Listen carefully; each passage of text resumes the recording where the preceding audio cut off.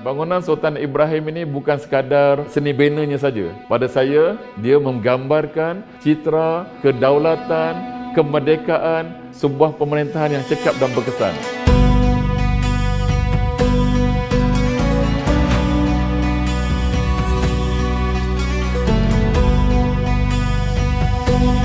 Johor Bahru tersegar megah di selatan Malaysia dan terbinanya sebuah bangunan yang menyimpan 1001 kisah kedaulatan negeri Johor. Hari ini, media digital Johor berpeluang memasuki bangunan bersejarah ini bagi menyingkap secara lebih dekat makna sejarah dan kedaulatan yang tersimpan di bangunan ini. Sekarang ini, saya berada di bangunan Sultan Ibrahim di Bukit Timbalan, Johor Bahru.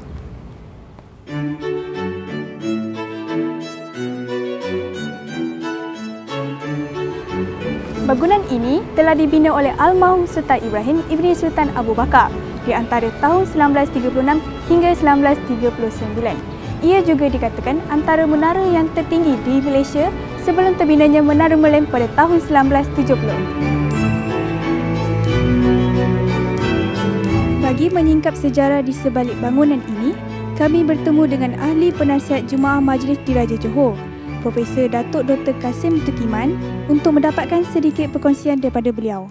Suatu yang menarik di sini ialah Sultan Abu Bakar selepas kemangkatan Temenggung Datuk Ibrahim Sumaraja telah memodernkan pentadbiran kerajaan Johor dengan menubuhkan jabatan-jabatan kerajaan yang terletak di Istana Besar Johor Bahru. Dan apabila kemangkatan Sultan Abu Bakar pada 1895, Sultan Ibrahim pula menerajui Kesultanan Johor yang membuat pelbagai perubahan, terutama dari segi pentadbiran. Di sinilah satu ilham oleh Duli Yang Maha Mulia Tuanku Sultan Ibrahim ketika itu untuk mengadakan sebuah pusat pentadbiran kerajaan. Maka pada tahun 1936, baginda telah mendapat dukungan daripada para pembesar Johor untuk membangunkan bangunan Sultan Ibrahim yang terletak di Bukit Timbalan.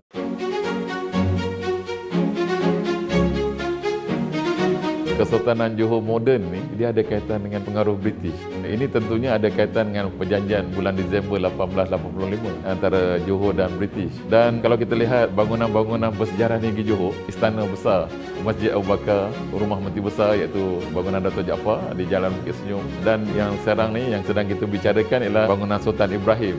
Kalau kita lihat dari segi pemodenan memang berlaku, di mana dalam konsep seni benanya dia menggabungkan seni bena Melayu dan juga seni bena Inggeris. Contoh kalau kita lihat dalam bangunan Sultan Ibrahim sendiri kan, dari segi ruangnya, malah pernah satu ketika di kalangan ahli sejarah menyebutkan bangunan Sultan Ibrahim sebagai Kremlin Johor, sebuah pusat kuasa, pusat kedaulatan, sebuah pemerintahan yang agung ketika itu.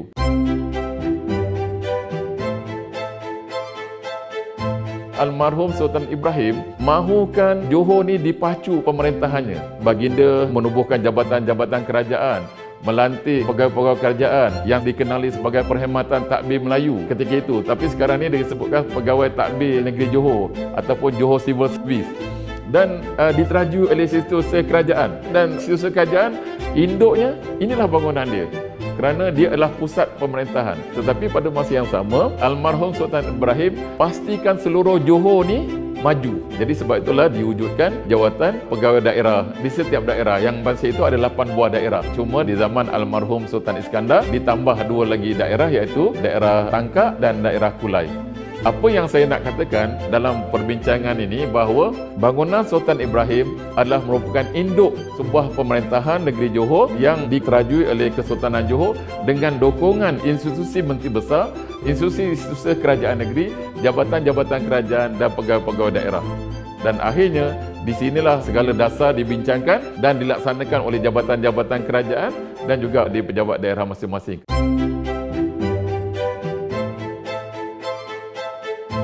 Hebatnya Bukit Timbalan ni sebab dia pernah menjadi pusat pertahanan keselamatan Johor. Berkebetulan pula bersebelahan dengan bangunan Sultan Ibrahim ini terdapatnya sebuah markas besar Johor Military Force ataupun Askar Timbalan Setia Negeri. Sebab itu dinamakan Askar Timbalan Setia Negeri itu, diimbalkan untuk tanah ini dinamakan Bukit Timbalan. Dan kenapa pula ada kaitan dengan keselamatan? Kerana Johor antara negeri yang pertama yang ada pasukan militeri. Dan tentunya dia ada kaitan dengan 3 perkara.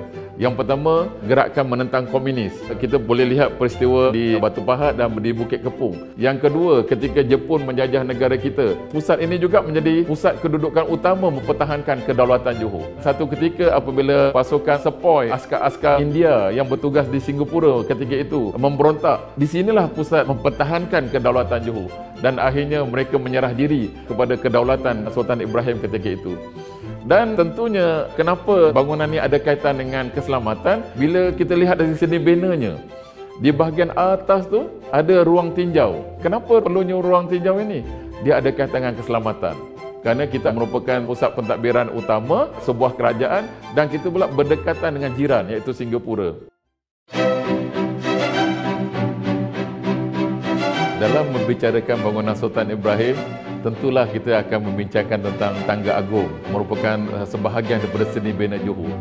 Dan dalam konteks sejarah, Tangga Agung ini adalah menggambarkan ketinggian sebuah kedaulatan, di mana dalam sistem pentadbiran di Johor ini, bangunan Sultan Ibrahim menempatkan pejabat menteri besar, menempatkan pejabat isu kerajaan dan juga jabatan-jabatan kerajaan yang anggotanya adalah terdiri daripada pegawai takbir kerajaan Johor ataupun Johor Civil Service. Dan apa yang menarik di Tangga Agung ini berdasarkan kepada beberapa catatan sejarah, kebanyakan acara-acara utama, pemasyuran ataupun pengumuman rasmi akan dibuat di Tangga Agung sebagai satu tanda mengesahkan apa-apa acara, apa-apa peraturan, apa-apa undang-undang yang akan dilaksanakan di negeri Johor.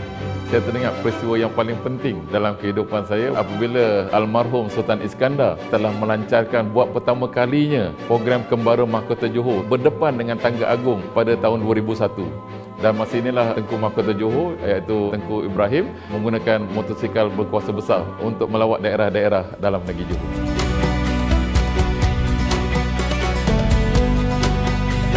Berdasarkan sejarah sahajalah kita mampu untuk mengekalkan identiti jati diri bangsa. Sebab bila kita lihat sejarah, kita bukan memahami sejarah secara nostalgik ataupun secara emosi, tetapi kita memahami sejarah secara ilmu, iaitu kita melihat sejenak ke belakang untuk kita fokus pada masa depan. Dan di sinilah sejarah Johor merakamkan banyak perkara yang menggambarkan Johor ni adalah pengasas sebuah negara bangsa. Dan akhirnya dalam banyak citra Johor, dia menegaskan tentang sifat jati diri bangsa Johor yang berkasih sayang, yang mempunyai semangat kesukarelawan dan akhirnya mempunyai pemikiran inovasi dan juga memberi sumbangan yang bermakna kepada kehidupan bangsa Johor. Dan pada hemat saya, bangsa Johor perlu diperkukuhkan gagasannya, bukan sekadar istilah, tetapi menyeru kepada terutama generasi muda, persiapkan diri kita untuk membina masa depan yang gemilang bagi negeri dan bangsa Johor. Sejarah yang tersimpan di bangunan ini sememangnya meninggalkan kesan mendalam terutamanya kepada generasi muda kini. Semoga perkongsian ini memberi manfaat kepada kita dan meningkatkan semangat jati diri bangsa Johor.